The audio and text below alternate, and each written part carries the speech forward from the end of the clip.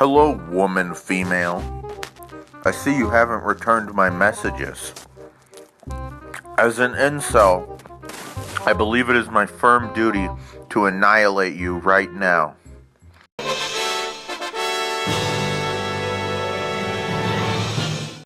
It's hard to believe there can be a good DC film that's not made by a disingenuous hack. It is even rare to find a film that's not a bloody mess of writing problems and disjointed tone.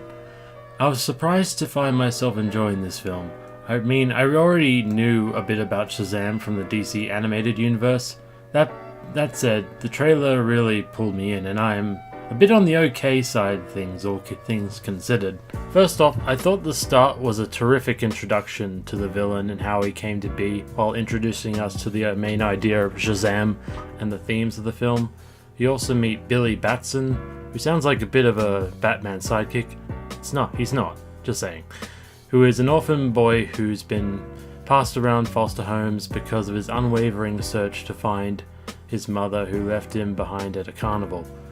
I like this character, I really root for him and his plight, but the tone is still kept generally fun and tight, because whatever trouble he ends up in, there's mostly good intentions behind them. He then meets his new foster family, which he is hesitant to feel a part of, but this other kid called Freddy, who is crippled, but otherwise laughs at it off, becomes his talkative companion, who he gets to know. When Billy saves Freddy from some bullies, and then chased down into a subway, he gets on the train, and while on the train he is transported to a mysterious cave with a bearded man with the staff sitting on a throne. Billy is a bit bewildered by what the man with the staff requests, but he goes along with it, and with a simple word is imbued with the power of 6 champions, which ends up giving him the big treatment. Not to mention, he now has superpowers just by saying the magic word Shazam. The film doesn't care to break new ground. It's pretty much a more humor-focused film of the DC universe. While it's not great in that department, I did laugh when Shazam got hit by a truck. It all makes sense, trust me. If you're familiar with movies like Arnold Schwarzenegger's Jingle All the Way, its humor is pretty much on that level, in my personal opinion. The plot is very well paced. We got to know and see characters who are well grounded and deal with real in their everyday lives.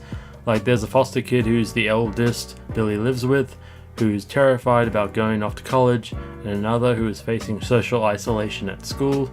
The film has self-awareness too, and it makes sense because kids love talking about all their interests and their favorite hobbies. I could even say the villain was relatable to some extent, even if what he was doing was purely evil. Mark Strong does a serviceable job playing a villain with a clearly defined motive for his actions. He does possess superpowers, as you may have guessed. My only gripe is that they make him look like Sans from Undertale.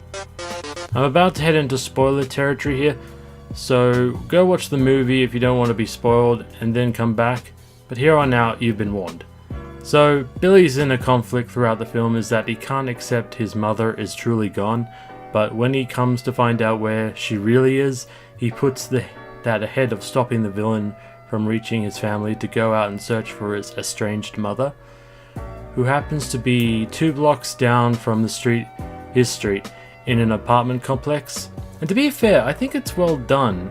He finds out that he had Billy regrettably at a young age, around 17 I guess, from a guy who's implied to have been a criminal. And so when she saw Billy with the cops, she decided he was better off having a more stable life than the one that was inevitably worse. So that scene was pretty heartbreaking, and ultimately makes Billy realize the family who truly cares about him is the one worth being with and ultimately saving. I only really wish there was maybe a scene with the father or maybe a line of dialogue, and it would have been perfect. What really sold it for me was her forgetting the compass keychain, which was kind of a MacGuffin in a way, which she gave Billy, and also Billy trying to process all this information, which I think the actor who played him really did a good job.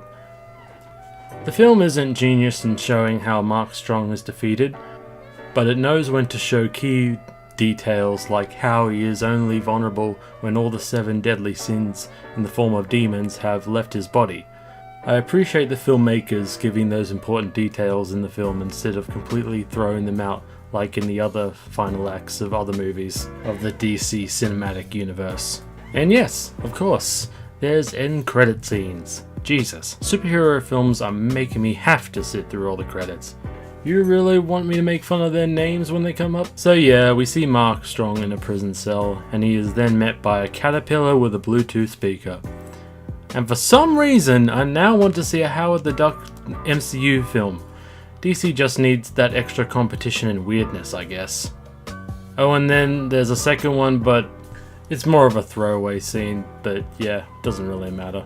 Yeah, and that was my review for Shazam. I hope you enjoyed the time-lapse throughout this video and the final end result, but also my commentary on the film itself.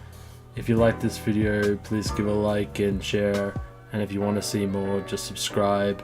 And that's it. So before I go, I want to give a shout out to Frogboyz. They're a animation duo from the States, and they create skits using the early Flash animation style, and I found them really funny, and I'm also working on a big project with them, so keep an eye out on their Instagram and also YouTube. They have a special skit in the works that uses artwork done by me, and I'd appreciate it if you check those guys out. And yeah, and so that's it. Thank you for watching. Let me know what you think of this review and what you thought of the movie itself. And once again, I'll see you guys next time. Cheers.